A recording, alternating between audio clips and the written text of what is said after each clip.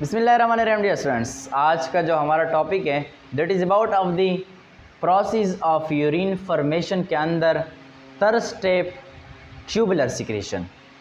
Process of urine formation यानी पेशाब की बनाने की जो अम्ल होती है, इनके अंदर हमने कहा था कि निफरान के अंदर जो पेशाब बनती है ये 3 स्टेप्स के अंदर बनती है।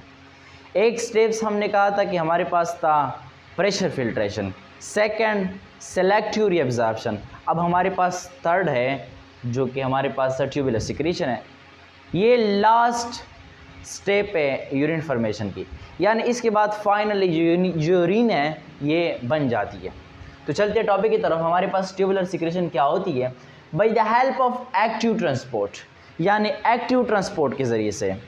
एक्टिव ट्रांसपोर्ट हमने कहा था कि एक होता है डिफ्यूजन, एक होता है एक्टिव ट्रांसपोर्ट। एक्टिव ट्रांसपोर्ट भी हमारे पास क्या होता है, वो प्रोसेस होता है जिनमें हमारे पास एनर्जी का यूज़ होता है। यानी अगर आपने एक जगह से कोई दूसरी जगह को कोई चीज़ ले जानी है तो आपके पास एनर्जी होना चाहिए, आपके पास करेंसी होना चाहिए, करेंसी नोट्स, पैसा होनी चाहिए।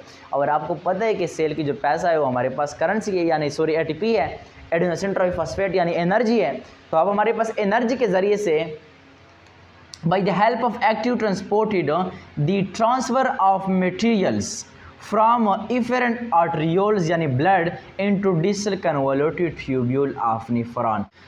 एक्टिव ट्रांसपोर्ट की मदद की वजह से हमारे पास कुछ मटेरियल्स ट्रांसफ़र होते हैं इफेरेंट आर्टरियोल से।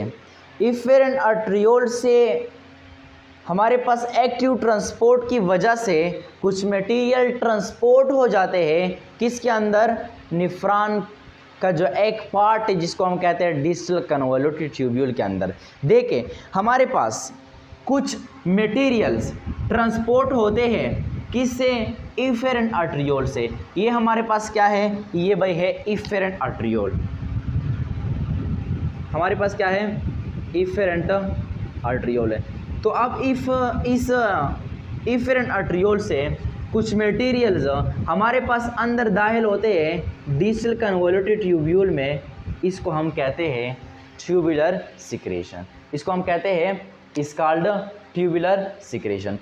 अब देखते हैं कि हमारे पास जो यहाँ पर बात हो रही है कि कुछ मटेरियल्स दाखिल होते हैं इफेरेंट आर्टरियोल से डिस्टल कन्वोल्यूटेड ट्यूब्यूल में, लेकिन ये मटेरियल्स है क्या, ये है भाई from efferent arteriole. Efferent arteriole से to distal convoluted tubule. Distal convoluted tubule के अंदर हमारे पास क्या जो है ना ट्रांसपोर्ट होती है, transported the hydrogen ion transport होती है, potassium, organic ions and drugs are secreted. यहाँ पर हमारे इफेरेंट आर्टरियोल से drugs, potassium ion, hydrogen ion and organic ions, ये हमारे पास इफेरेंट आर्टरियोल से डिस्टल कन्वोल्यूटेड ट्यूब्यूल के अंदर सिक्रेट होती है। क्या होती है, दाखिल होती है, या इफेरेंट से सिक्रेट होती है तो हमारे पास डिस्टल कन्वोल्यूटेड ट्यूब्यूल के अंदर दाखिल होती है। अच्छा, from distal convoluted tubule to efferent arterioles sodium are actively transported. ये बात भी ध्यान में रखें, यानी पहली बात ये थी कि हमारे पास इफेरेंट आर्टरियोल से कुछ मटेरियल्स डिस्टल कन्वोल्यूटेड ट्यूब्यूल में। अब हमारे पास डिस्टल कन्वोल्यूटेड ट्यूब्यूल से हमारे पास सोडियम आयन जो है ये फिर इफेरेंट आर्टरियोल में।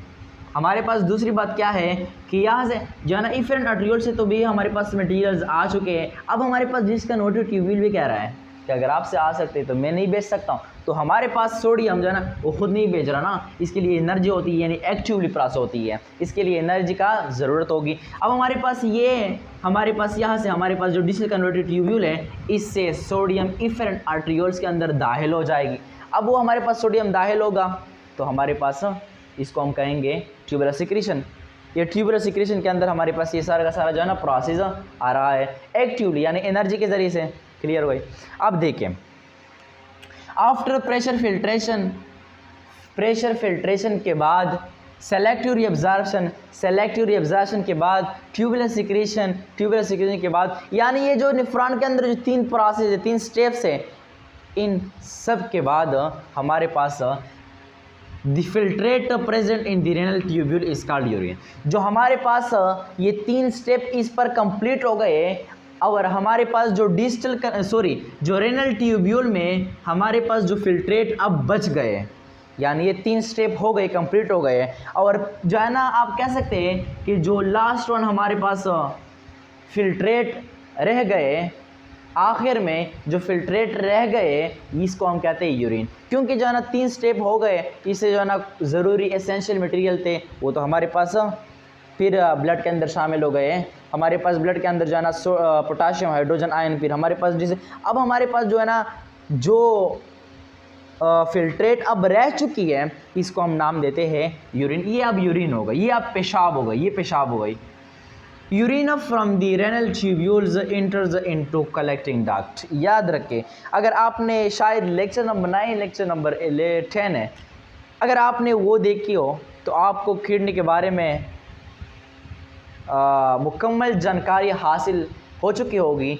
अगर आपने यूरेटर्स और यूरिनरी ब्लैडर या ना हमने लेक्चर नंबर 11 के अंदर मुकम्मल डिटेल के साथ बयान हम कर चुके हैं इसको, तो अगर आपने वो देखी तो आप यहाँ पर समझेंगे। अब देखिए, कहा जा रहा है कि हमारे पास अब यूरिन जो है रेनल ट्यूब्यूल से इंटर हो जाएगी किसके अंदर, कलेक्टिंग डक्ट के अंदर। अब हमारे पास ये कलेक्टिंग डक्ट है, इसके अंदर हमारे पास ये यूरिन दाखिल होगी। अब ये क्या कर रहे हैं, दरवाज़ा तो खोल देना। अच्छा, अब यूरिन आ रही है और कलेक्टिंग डक्ट में दाखिल हो गई। अब देखिए, कलेक्टिंग डक्ट के बाद कहाँ पर जाती है urine, and finally moves to renal pelvis. हमारे पास ये यहाँ पर किडनी होती है, किडनी के अंदर हमारे पास पेल्विस होती है, ठीक है। तो पेल्विस के अंदर हमारे पास ये तमाम कलेक्टिंग डक्ट हमारे पास वहाँ पर ओपन होते हैं। कहाँ पर होते हैं, ओपन होते हैं पेल्विस के अंदर। और जाना पेल्विस के अंदर ज़्यादातर किडनी स्टोन की फॉर्मेशन भी होती है। हम इसके बाद किडनी डिसऑर्डर बयान करेंगे ना, तो किडनी डिसऑर्डर के अंदर हमारे पास किडनी स्टोन जो है ना ये पेल्विस के अंदर जो है ना ज़्यादातर पाए जाते हैं। ध्यान में रखिए, क्योंकि जो है तमाम कलेक्टिंग डक्ट पेल्विस के अंदर जो है ना ओपन होते हैं, खुलते हैं। तो हमारे पास जितने भी यूरिन है इसके साथ जो है पेल्विस के अंदर खुलते हैं, तो हमारे पास पेल्विस में हमारे पास किडनी स्टोन भी होगी। अच्छा, उसके बाद हमारे पास पेल्विस के अंदर हमारे पास क्या हो गए, खुल गए। तो फ्रॉम दी रेनल पेल्विस, अब रेनल पेल्विस से urine move to urinary bladder. अब हमारे पास रेनल पेल्विस से यूरिनरी ब्लैडर के अंदर क्या हो जाएगी, यूरिन दाखिल हो जाएगी। बाई किसके ज़रिए से, थ्रो के ज़रिए से यूरेटर्स। यानी 2 नंबर हमारे पास यूरेटर कितने हैं, 2 नंबर्स हैं। और अगर आपको पता हो तो हमारे पास इसकी जो लेंथ थी वो हमारे पास 28 सेंटीमीटर थी। एक ईच हर यूरेटर की जो लेंथ थी हमारे पास कितनी थी, 28 सेंटीमीटर थी। अब हमारे पास यूरेटर के ज़रिए से यूरिनरी ब्लैडर के अंदर हमारे पास अब यूरिन दाखिल हो गई। अब देखिए, from urinary bladder the urine is passed out through urethra outside. याद रखें, हमारे पास अब यूरिनरी ब्लैडर, इससे हमारे पास जो यूरिन है ये यूरिथ्रा के ज़रिए से आउटसाइड बाहर की तरफ क्या हो जाएगी, रिमूव हो जाएगी। क्या हो जाएगी, रिमूव। यानी इसको आउटसाइड, चूँकि हमारे पास जो यूरिथ्रा ये आउटसाइड खुलता है तो इसलिए हमारे पास ये इसको आउटसाइड इसको हटाई जाएगी भाई यूरिथ्रा। बात क्लियर हो गई। अब देखते हैं कि ये जो यूरिन है, हम यूरिन कर रहे हैं, लेकिन यूरिन हमारे पास बेसिकली किस चीज़ से बने होती है। यानी यूरिन के अंदर हमारे पास अगर इसको यूरिन को देखा जाए, पेशाब को देखा जाए, तो ये हमारे पास इनके अंदर कौन कौन से आप कह सकते हैं कि चीज़ें मौजूद होती है वो बता रहा हूँ। हमारे पास यूरिन बेसिकली 95% यूरिन में 95% क्या होती है, H2O वाटर होती है, पानी होती है। एंड 5% हमारे पास क्या होती है, इसके अंदर सल्यूट होती है, डिज़ॉल्व सल्यूट भी आप कह सकते हैं। यानी 5% सल्यूट होती है। अब इन 5% सल्यूट के अंदर हमारे पास और भी कुछ चीज़ें हैं जिनका हिस्सा है। 2% यूरिया का है, 2% इस सल्यूट के अंदर 2% हमारे पास क्या होगी, यूरिया होगी। 1% यूरिक एसिड एंड जो बाकी 2% है इसमें ऑर्गेनिक एंड इनऑर्गेनिक साल्ट इसके अंदर मौजूद होगी। तो ये हमारे पास है कंपोजिशन ऑफ यूरिन। यूरिन किन चीज़ों से बनी हुई है, तो अगर वीडियो पसंद आई हो तो वीडियो को लाजमी लाइक करके चैनल को ज़रूर सब्सक्राइब करना, ताकि हमारे हर आने वाली वीडियो आप लोगों तक ज़रूर पहुँच जाए। हमारा जो है ना एक टिकटॉक अकाउंट भी है एज दानिश इंस्पायर के नाम से, वो भी आप सर्च कर सकते हैं। तो उससे भी जो है ना आपको शॉर्ट वीडियो से जो है ना बहुत से मालूमात हासिल होगी। अल्लाह हाफिज़।